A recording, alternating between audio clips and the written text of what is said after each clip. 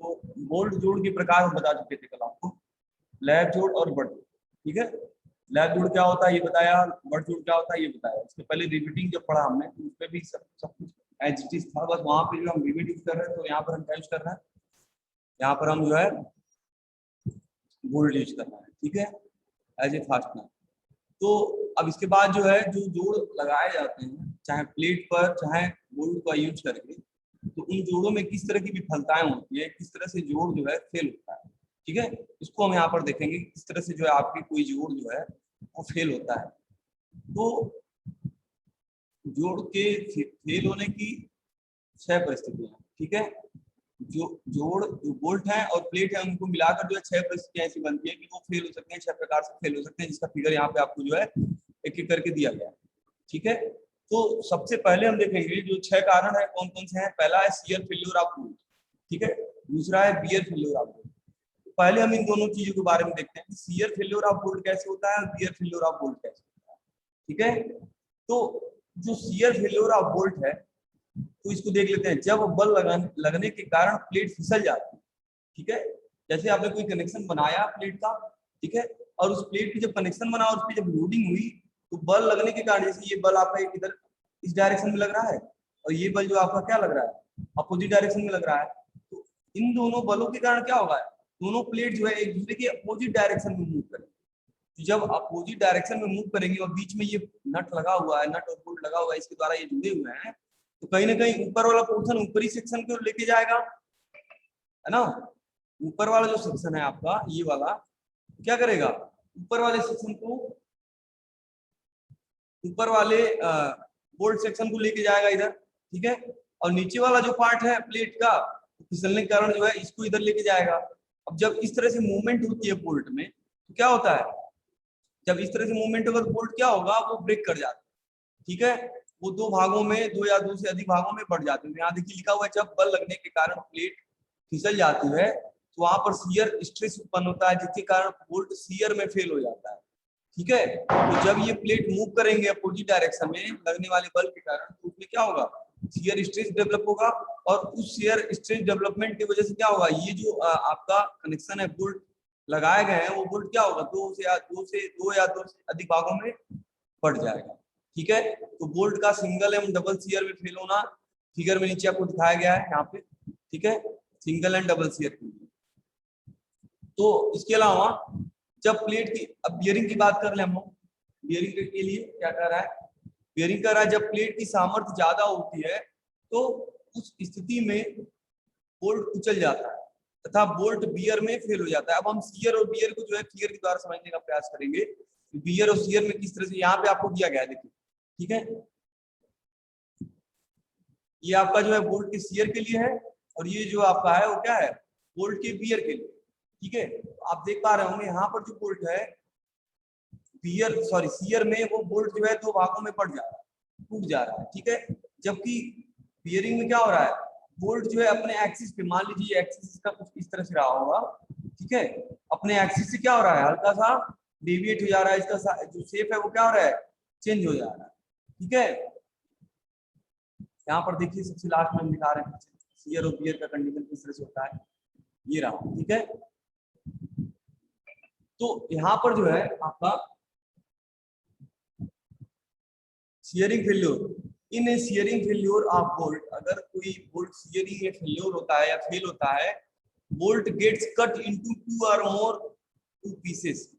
जैसे मान लीजिए आपका दो प्लेट एक दूसरे से जुड़े हुए हैं, यहाँ पर लैब ज्वाइंट है, तो लैब ज्वाइंट में क्या यूज किया आपने, जो है कोई कनेक्शन यूज किया है, connection as a connection bolt का यूज किया है। तो जब भी उसमें शियरिंग स्ट्रेस डेवलप होगा इस जोड़ में, तो शियरिंग स्ट्रेस वजह से क्या होगा, प्लेट जो है एक दूसरे के अपोजिट डायरेक्शन में मूव करेंगे। अब जब अपोजिट डायरेक्शन में मूव करेंगे तो क्या होगा, शियरिंग फेल्योर में जो आपके बोल्ट हैं वो क्या होंगे, दो भागों में इस तरह से टूट जाएंगे। और वही बोल्ट अगर बियरिंग फेल्योर होगा उसी कनेक्शन के लिए यानी कि लैब ज्वाइंट के लिए, तो क्या होगा, उसका शेप जो है कुछ सेमी इलिप्टिकल हो जाएगा, इस तरह से जो आपको दिखाया गया है, इस तरह से कुछ जो है यहाँ इस एक्सिस से हल्का सा डेविएट हो जाएगा। ठीक है, इनिशियली ये सीधा था, लेकिन जब जो है बियरिंग फेल्योर हुआ तो बियरिंग फेल्योर में क्या हुआ, जो बोल्ट है आपका अपने एक्सिस से क्या होगा, हल्का सा डेविएट हो जाता है। टूट के अलग नहीं होता है, बस जो है हल्का सा क्या होगा, इसका शेप चेंज होगा, इसका शेप जो है सेमी इलिप्टिकल हो जाता है, ठीक है, बियरिंग फेल्योर। एक चीज और ध्यान देना, शियरिंग फेल्योर में जो प्लेन है शियरिंग का तो क्या होता है, मात्र एक होता है, ठीक है। यहाँ पर डॉटेड लाइन से आपको दिखाया गया है जो शियरिंग फेल्योर है लैप जॉइंट में, उसमें जो है आपका क्या होता है, जो शियरिंग प्लेन है सिर्फ एक होता है, ठीक है, ये शियरिंग प्लेन सिर्फ एक होगा। और बट जॉइंट जब आप यूज करेंगे तो बट जॉइंट में क्या होगा, आपका शियरिंग फेल्योर 2 हो जाता है, ठीक है, शियरिंग प्लेन 2 हो जाता है, ठीक है। तो यहाँ पर बट जॉइंट के लिए शियरिंग और बियरिंग हम देख लेते हैं क्या होता है। ये आपका लैप जॉइंट के लिए था, अब ये आपका बट जॉइंट के लिए। मैंने बताया था आपको कि बट जॉइंट में क्या होता है कि आपका जो प्लेट होता है, ठीक है, 2 कवर प्लेट के द्वारा जोड़ा जाता है। तो एक कवर प्लेट आपका ये रहा, एक कवर प्लेट आपका ये रहा, और इसको जो है एक बोल्ट के द्वारा यहाँ पे जोड़ा गया, ठीक है। अब जब बल यहाँ पे 2 अपोजिट डायरेक्शन में लगेगा यहाँ पे, ठीक है, अपोजिट डायरेक्शन में लगेगा तो फिर उसी तरह क्या होगा, उस मूवमेंट की वजह से ये एक बल आपका यहाँ इस साइड डायरेक्शन में लगेगा यहाँ पे, और नीचे की तरफ क्या होगा, एक डायरेक्शन यहाँ पे अपोजिट डायरेक्शन में, ठीक है। तो जब इस तरह से प्लेटों में खिंचाव की स्थिति बनेगी, ठीक है, तो ऐसी स्थिति में जो शियरिंग प्लेन है वो क्या होता है, बट ज्वाइंट में डबल हो जाता है। एक शियर प्लेन आपका ये रहा, ठीक है, 1 1, और दूसरा शियर प्लेन आपका क्या है, 2 2 है, ठीक है। और ठीक उसी तरह से क्या होगा, शियरिंग फेल्योर में बोल्ट जो है आपका 2 या 2 से अधिक पीसेस में टूट जाएगा, ठीक है। यहाँ पर कितने पीस होगा, 1 2 3, यहाँ पर जो बीच का हिस्सा जो है यहाँ से ये वाला हिस्सा जो है टूट कर क्या हो रहा है, प्लेट के साथ बाहर निकल, ठीक है। बाकी जो है ऊपर के 2 हिस्से क्या है, उसी प्लेट में एज इट इज बने हुए, ठीक है। ये आपका शियरिंग प्लेन इसमें 2 हो जाएगा बट जॉइंट में, और प्लेट जब मूवमेंट करेगी प्लेट के मूवमेंट से क्या होगा, बोल्ट जो है आगे की तरफ जो है प्लेट के साथ निकल जाएगा, टूटकर अलग हो जाएगा। जबकि बियरिंग फेल्योर में जब बट जॉइंट होता है तो इसमें भी 2 प्लेन होते हैं, ठीक है। प्लेन कितने होंगे, 2 होंगे, और जो डेविएशन होगा क्या होगा, अपने एक्सिस से कुछ इस तरह से होगा, जैसा कि फिगर में आपको दिखाया गया, ये टूट के अलग नहीं होंगे, यहाँ से क्या होगा, इसका शेप जो है इलेक्ट्रिकल हो जाता है, ठीक है। तो ये आपका shearing and bearing failure of bolt. ये बोल्ट का जो है शियरिंग और बियरिंग हमने देखा है यहाँ पे, समझ में आ रहा सबको, समझ में आ रहा है। तो हम न्यूमेरिकल बताएंगे, तो इसका प्रोसीजर बताएंगे, न्यूमेरिकल बताएंगे तुमको प्रोसीजर समझ में आ जाएगा, ठीक है, किस तरह से वैल्यू ली जा रही है। एक बार हम इसको डिस्कस कर दे रहे हैं वैसे, ठीक है, लेकिन फिर भी तुम लोग जो है एक बार न्यूमेरिकल पे ध्यान दो, यहाँ पे जो न्यूमेरिकल में दिया गया है वैल्यू किस तरह से ली जाएगी।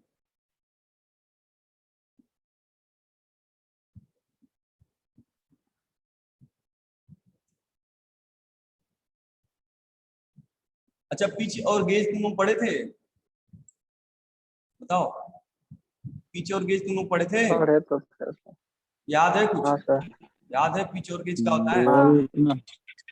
गेज को जी से पिच को पी से दर्शाते हैं, जो तो मतलब चलो के बीच में होता चलो ठीक है, हम यहाँ पे डिस्कस कर देना एक बार, तुम देख लेना बाद में, ठीक है। फिर न्यूमेरिकल हम बताना चाह रहे हैं, न्यूमेरिकल आज खत्म करें किया जाएगा। तो बोल्ट का व्यास, यहाँ पर बोल्ट का व्यास जो होता है, हमने बताया कि जो बोल्ट का व्यास होगा उससे जो छिद्र का व्यास होगा तो क्या करेंगे, उसको छिद्र के व्यास को ज्यादा लेंगे ताकि वो बोल्ट उसमें आसानी से क्या करे, स्थापित किया जा सके, ठीक है। अब यहाँ पर जो है आपको कुछ चीजें फिगर में दिखाई गई हैं। बोल्ट छिद्र के लिए स्पेसिंग ऑफ बोल्ट, ठीक है। एक जोड़ में पिच किनारा दूरी इन डिस्टेंस बोल्ट छिद्र के स्पेसिंग को प्रदर्शित करती है, ठीक है, कि कितनी दूरी पे हमें कोई जो है जो छिद्र बनाना है, कितने इंटरवल पे बनाना है, ठीक है। स्पेसिंग ऑफ बोल्ट होल को निम्न चित्र के द्वारा दर्शाया गया है। तो जो स्पेसिंग होगी, ठीक है, आपको यहाँ पर देखिए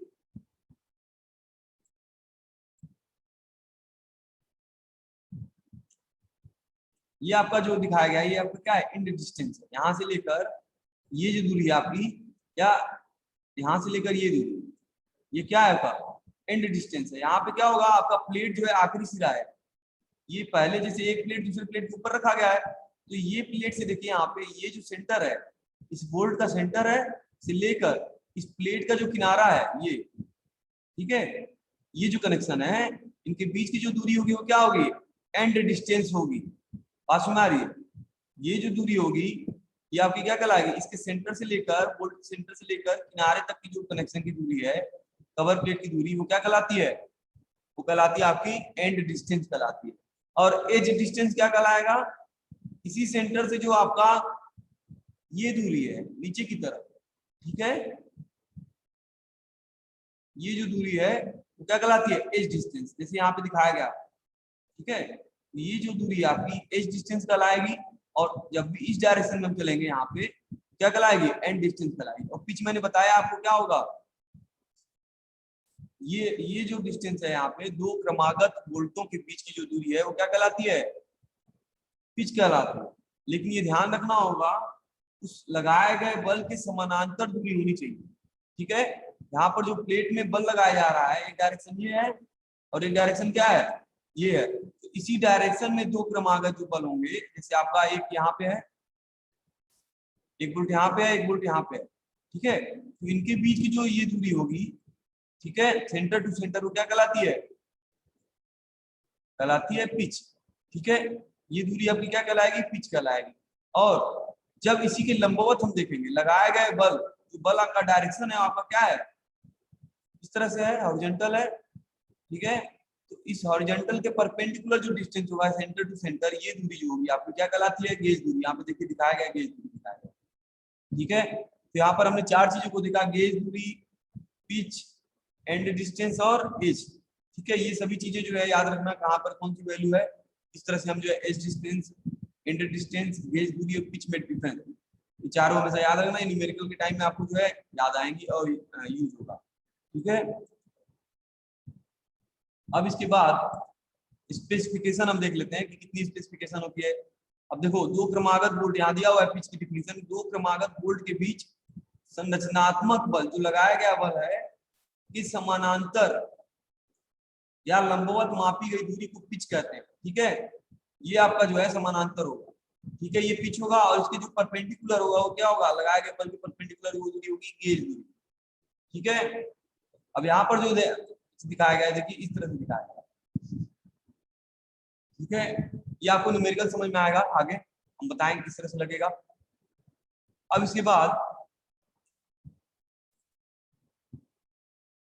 पिच के लिए फार्मूला है पी मिनिमम, न्यूनतम पिच जो आपका होता है वो होता है 2.5 ऑफ डी, ठीक है, डाया बोल्ट। जो 2.5 है उसे हम डाया बोल्ट से मल्टीप्लाई कर देंगे तो हमें पिच का मान जो है मिनिमम पिच का मान मिल जाएगा। और अधिकतम पिच के लिए जो है आपको तीन कंडीशन फॉलो करने हैं। कौन कौन से, पहला कंडीशन अधिकतम पिच के लिए, दो लगातार बोल्ट के केंद्रों के बीच की दूरी 32 टी या 300 mm से ज्यादा नहीं होना चाहिए, ठीक है। इसको याद रखना कि न्यूनतम पिच आपका होता है 2.5 डी बोल्ट के केस में, और मैक्सिमम कितना होता है, मैक्सिमम होता है 32 टी या 300 mm, ठीक है। और इन दोनों में जो वैल्यू कम होगी 32 टी या 300 mm, जो वैल्यू कम होगी वो क्या होगा, आपका मैक्सिमम वैल्यू होगा पिच के लिए। पिच के लिए मैक्सिमम वैल्यू, इसमें जो वैल्यू मान ली ठीक है आपका थिकनेस ऑफ प्लेट है, ठीक है। तो थिकनेस ऑफ प्लेट को 32 से गुणा करने पे और 300, दोनों में जो वैल्यू कम होगा वो वैल्यू लेके वो क्या होगा, अधिकतम पिच होगा, ठीक है। अब इसके बाद जो है तनन के लिए कितना होगा, ये कंप्रेशन का केस था। अब ये टेंशन के लिए, टेंशन के केस में क्या होता है 2 समय में 16 टी से जो भी वैल्यू कम होगी वो क्या होगी, अधिकतम पिच की वैल्यू होगी कंप्रेशन के, सॉरी टेंशन के केस में। और संपीड़न के लिए क्या होगा, 12 टी से लेकर 2 mm के बीच में, ठीक है। या तो 12 इंटू टी करेंगे जो वैल्यू आएगी, और 2 समय में जो भी वैल्यू कम होगी वो क्या होगी, संपीड़न के केस के लिए अधिकतम पिच की वैल्यू होगी, ठीक है। जहां पर टी क्या है, प्लेट की न्यूनतम मोटाई है। अब इसके अलावा जो है आपको गेज दूरी दिया गया है, गेज दूरी का जो डिफिनीशन है उसको पढ़ देते हैं हम। प्लेट पर बल कार्य करने की दिशा के लंबवत, मैंने बताया था आपको लंबवत जो क्रमागत बोल्ट लाइनों में स्थित क्रमागत बोल्टों के बीच की दूरी को क्या कहेंगे हम लोग, गेज डिस्टेंस कहेंगे। यहाँ पर फिगर में आपको दिखाया गया गेज डिस्टेंस कहाँ से कहाँ तक है, ये जो दूरी है, ठीक है। इनके बीच की जो क्रमागत लंबवत दूरी है लगाया गया बल, ये बल का डायरेक्शन है और इसके परपेंडिकुलर दूरी, ठीक है। तो दोनों के दो बोल्टों के बीच की जो सेंटर टू सेंटर डिस्टेंस है perpendicular to the direction of force is known as gauge distance, ठीक है। इसको जी से हम लोग जो है प्रदर्शित करते हैं। अब हम किनारा दूरी की बात करें, ठीक है, किनारा दूरी जिसको कहते हैं क्या, एज डिस्टेंस। अब एज डिस्टेंस कहाँ पे है देख लीजिए एक बार फिगर में, एज डिस्टेंस कहाँ पे आपका, ये जो दूरी ये, ठीक है, एक किनारे से जो है प्लेट के किनारे तक की दूरी है। सबसे किनारे वाला जो बोल्ट होगा वहां से लेकर सबसे किनारे की जो दूरी है वो क्या कहलाती है, प्लेट के किनारे तक की दूरी क्या कहलाती है, एज डिस्टेंस कहलाती है। जैसे कि यहाँ पे दिखाया गया है ये दूरी, ठीक है, ये कहाँ है, ये जो दूरी होगी आपकी कहलाएगी एज डिस्टेंस कहलाएगी, ठीक है। इसको देख लेते हम लोग।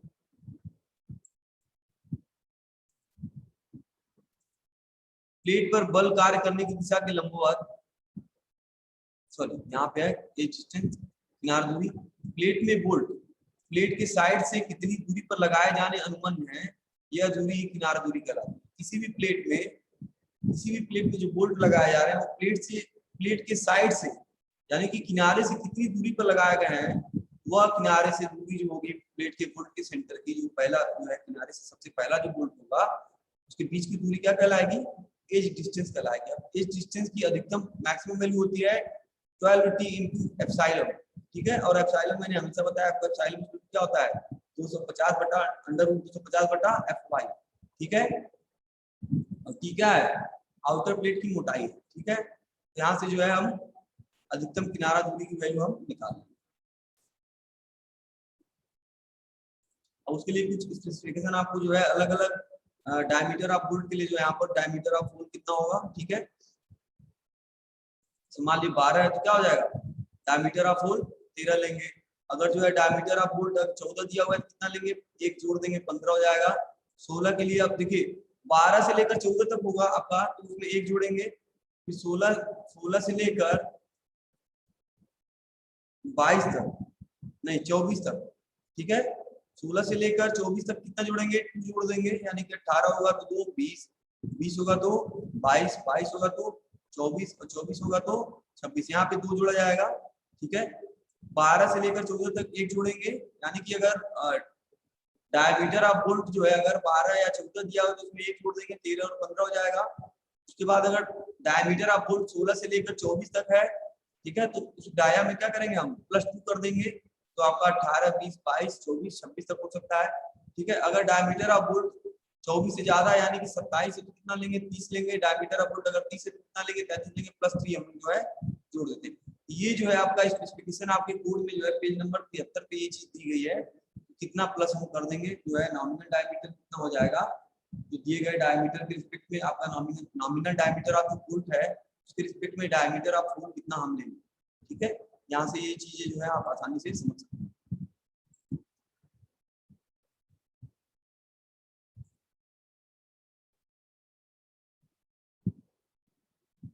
अब इसके बाद जो है आपको बियरिंग और स्टीयरिंग के लिए जो है अलग अलग फार्मूले दिए गए हैं, जिसको हम न्यूमेरिकल के टाइम पे देखेंगे कि न्यूमेरिकल में किस तरह से इस फार्मूले को यूज करेंगे, ठीक है।